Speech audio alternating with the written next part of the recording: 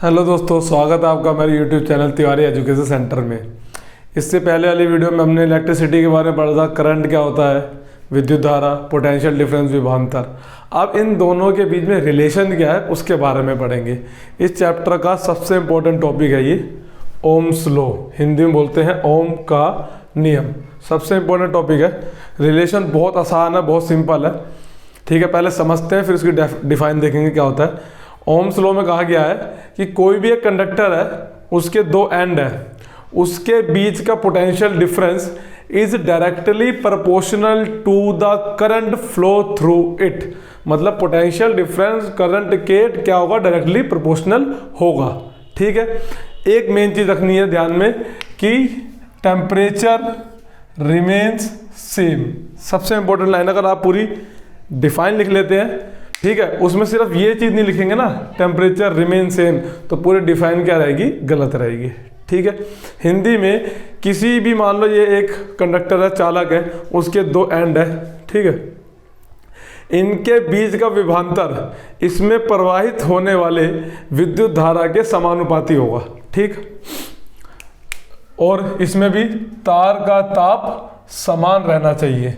ठीक है, अब डिफाइन देखते हैं। देखो, the potential difference V across the end of a given metallic wire, कोई सी भी एक मेटेलिक वायर होनी चाहिए, ठीक है, इन एन इलेक्ट्रिक सर्किट, पूरे सर्किट में, is directly proportional to the current flow through it.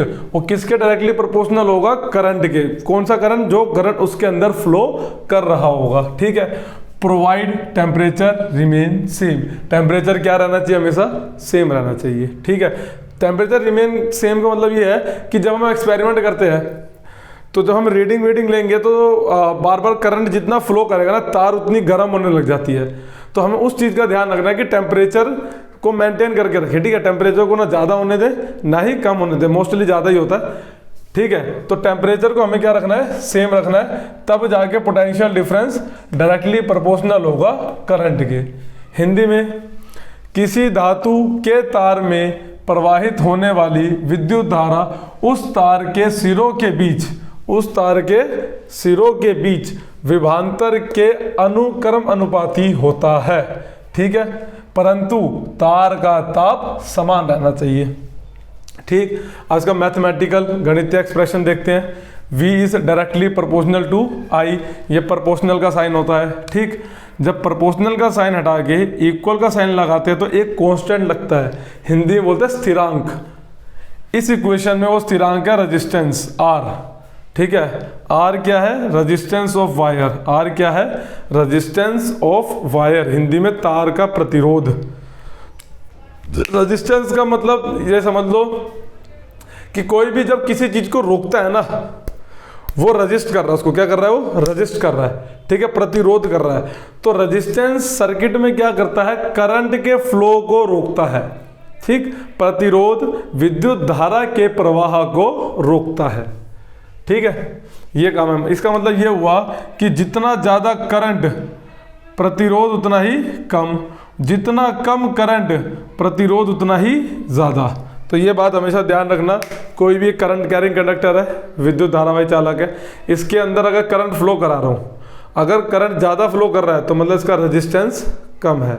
Current अगर कम फ्लो कर रहा है तो उसका रेजिस्टेंस ज़्यादा। ऑब्वियस सी बात है, कोई चीज़ आपके फ्लो का अपोज कर रही है, अगर वो ज़्यादा होगी तो वो कम फ्लो करेगा, अगर वो चीज़ कम होगी तो उसका फ्लो ज़्यादा होगा।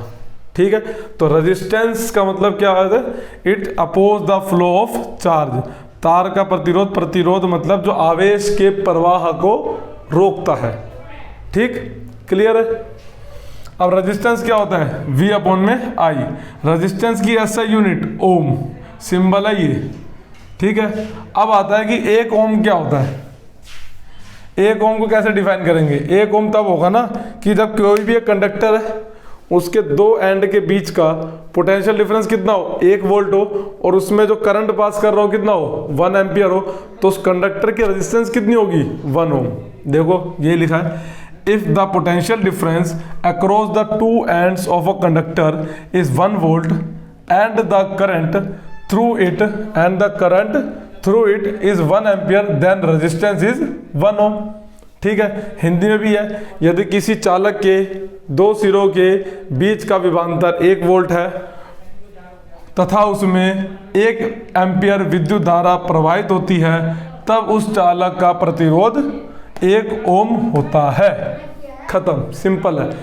पिछली वीडियो में 1 एम्पियर करके बताया था कि 1 एम्पियर क्या होता है, फिर उसके बाद जो वीडियो है उसमें 1 वोल्ट, अब आया 1 ओम। ये जितने भी है ना छोटे छोटे डिफाइन, इन तीनों में से कोई एक डिफाइन पेपर में आने लायक होती हैं, ठीक है। तो सारी डिफाइंस को अच्छे से समझ लेना, ठीक है, याद कर लेना, कोई ना कोई एक आएगी ही आएगी पेपर में। और ओम्स लॉ तो ये समझ लो इतना इंपॉर्टेंट टॉपिक है कि इससे पेपर में कुछ ना कुछ क्वेश्चन आता ही है, ठीक है। ग्राफ आ सकता है कि पोटेंशियल डिफरेंस और करंट के बीच, ये डायरेक्टली प्रोपोर्शनल है। डायरेक्टली प्रोपोर्शनल का मतलब समझो पहले तो, हाँ, करंट जितना ज़्यादा ये भी उतना ज़्यादा, करंट अगर कम तो ये भी उतना ही कम, ये प्रोपोर्शनल का मतलब होता है। तभी तो देखो V और I के बीच में ग्राफ बनता है, क्या बनता है, स्ट्रेट लाइन। क्या बनेगा, स्ट्रेट लाइन। और जो इसका स्लोप होता है, ये स्लोप, ये निकालता है रेजिस्टेंस। क्या बनाता है ये, रेजिस्टेंस। क्या निकालेगा ये, रेजिस्टेंस। रेजिस्टेंस क्या होता है, V upon I, V upon I, ठीक है। तो कभी भी आ जाएगी slope of the graph of VI graph, क्या निकाल के देता है आपको, तो रेजिस्टेंस ऑफ वायर निकाल के देता है, ठीक है। इस पूरे में ओम्स लॉ की डिफाइन, मैथमेटिकल एक्सप्रेशन, रेजिस्टेंस क्या होता है, ठीक है, रेजिस्टेंस की ऐसा यूनिट को डिफाइन करना, ये सब मैंने भी बता दिया है, ठीक है। ये एक छोटा सा इंट्रोडक्शन समझ लो ओम्स लॉ का। अब इसके आगे जब हम पढ़ेंगे अगली वीडियो में कि रेजिस्टेंस कंडक्टर के किस किस फैक्टर पे डिपेंड करता है, लेंथ पे, एरिया पे, मतलब बहुत सी चीज़ें हैं, नेचर ऑफ मटेरियल हो गया, टेम्परेचर हो गया, ठीक है, उसके बारे में पढ़ेंगे। और रजिस्टिविटी के बारे में पढ़ेंगे, ठीक। वो टॉपिक ख़त्म कर लेंगे अगली वीडियो में। आज के लिए तो इतना ही है। और अभी तक आपने मेरा चैनल सब्सक्राइब नहीं किया तो उसको प्लीज़ सब्सक्राइब कर लीजिए, और भी ऐसी वीडियोस आती रहेंगी। और अगर आपको ये वीडियो अच्छी लगी हो, टॉपिक समझ में आ गया हो, तो ज़रूर मेरी वीडियो को लाइक करें, कमेंट करें, कोई डाउट हो तो, ठीक है। Thank you.